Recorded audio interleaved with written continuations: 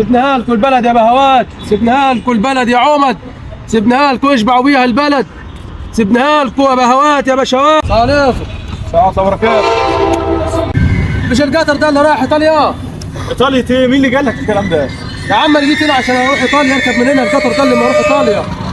يا عم مين اللي قال لك الكلام ده؟ دي محطة قطر، دي محطة صمالوط. مش هي دي اللي ما تودي على ايطاليا؟ لا مش هي دي. طب انت متاكد متأكد ايوه.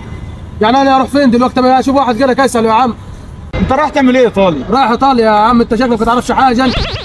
يا عم انا اشوف اي حد غيره يعدي هنا. اقول لك ايه؟ اتفضل. جيتني النبي، جيتني انت كده، انت فاهم، شكلك متعلم وفاهم. اتفضل. مش هنا هتودينا على ايطاليا؟ يا عم ايطاليا ايه؟ انت مجنون.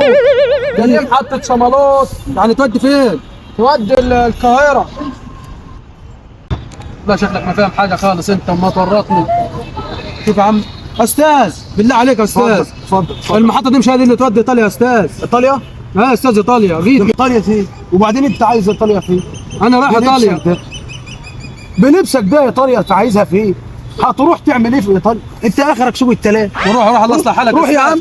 روح الله يصلح حالك يا استاذ. مفيش واحد يعيد ان تستفسر منه. يا راجل روح، ده باين عليك شكلك حتى مش من هنا، قاعد تخترع لي.